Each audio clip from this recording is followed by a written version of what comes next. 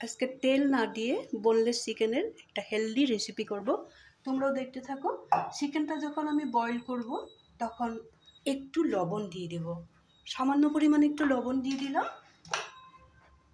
যেহেতু তেল দিব না, চিকেনগুলোর একটু ভালো কালার না আসলে ভালো লাগবে না।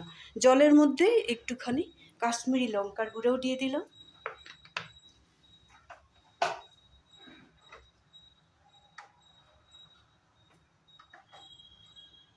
আর একটু হলদি পাউডার দিয়ে দিলাম।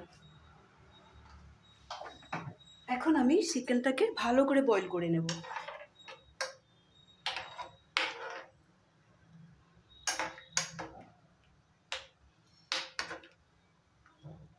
চিকেনটা 1 মিনিটের মতো ভালো করে বয়েল করে নেব, তারপরে আবার দেখাচ্ছি।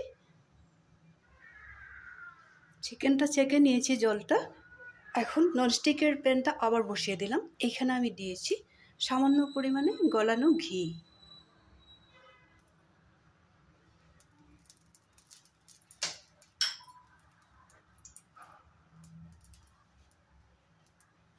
এখানে কেটে রেখেছি বড় সাইজের একটা পেঁয়াজ। পেঁয়াজটা খুব পাতলা করে কেটেছি।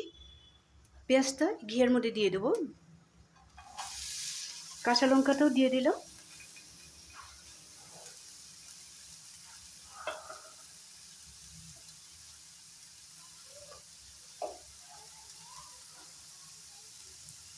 এখানে দিয়ে দিব হিসাব মতো একটু লবণ,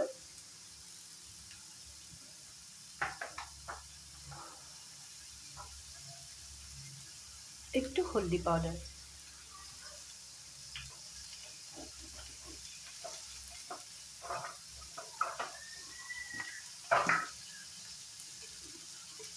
তেল যেহেতুকে দিব না, মশলাও কম দেব। এখানে দিয়ে দিব একেবারে সামান্য পরিমাণে জিরা পাউডার।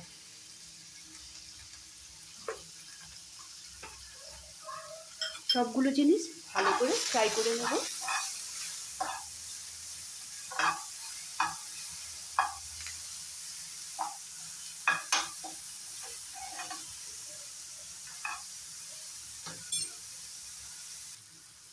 এখানে দিয়ে দিব আদা আর রসুন। রসুনটা একটু বেশি করে দিয়েছি। রসুনটা আমি পেস্ট করে দেব না, এইভাবে থেতো করে দিয়েছি। এটাও দিয়ে দিলাম।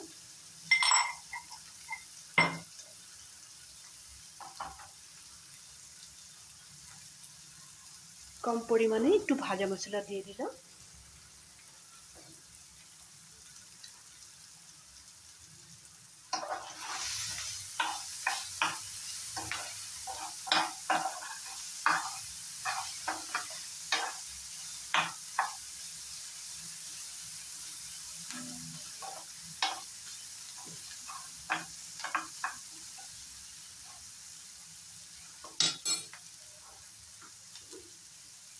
এখন এখানে দিয়ে দেব বয়েল করা বোনলেস চিকেনটা।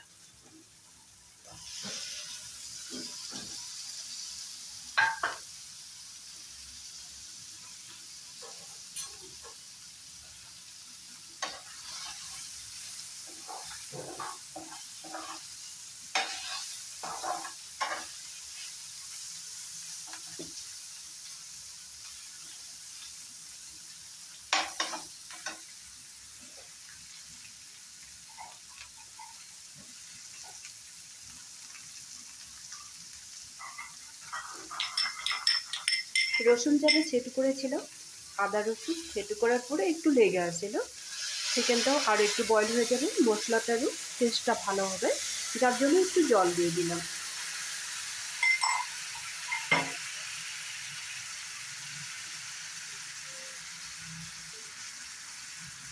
এখানে দিয়ে দিব একটু গোলমরিচের পাউডার।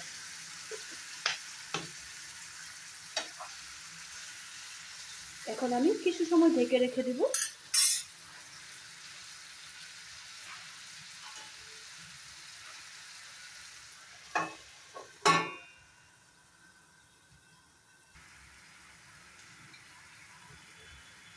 চিকেনটা প্রায় রেডি হয়ে গেছে। এখানে আমি অন্য চিকেন রান্না করলে যেভাবে সব কিছুই একটু একটু দিই, এখানে একটু সস দিয়ে দিলাম খুব কম পরিমাণে।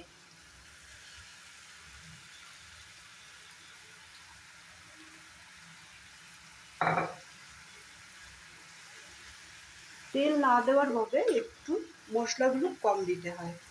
এখন এখানে ফাইনালি আরও একটু গোলমরিচের পাউডার দিয়ে দিলাম, নামিয়ে রাখবো। এখানে দিয়ে দিব 2-1টা কারি পাতা। এখন আমি গ্যাসের ফ্লেমটা অফ করে দেব আর দিয়ে দেব সামান্য পরিমাণে, ফ্লেভারটা যাতে ভালো হয়, একটু এলাচের পাউডার দিয়ে দিলাম।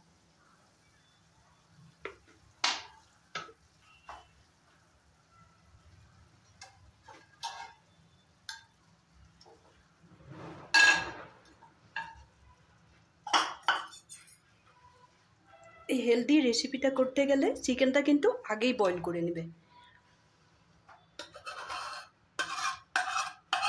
আমি 1 চামচের মতো ঘি দিয়েছিলাম, তোমরা চাইলে বাটারও দিতে পারবে।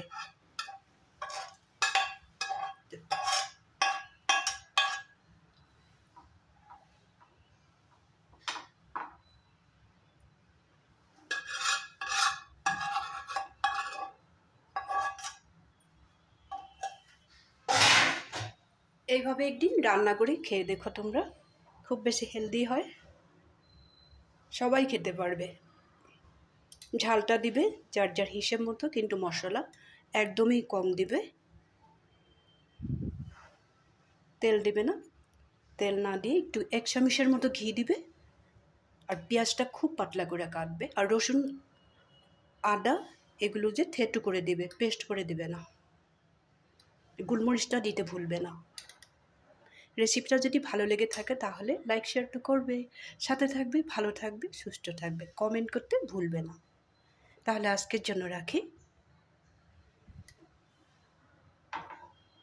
এই ধরনের হেলদি রেসিপিগুলো পাওয়ার জন্য আমার পেজটা যারা ফলো করে না এখনও, ফলো করে নেবে।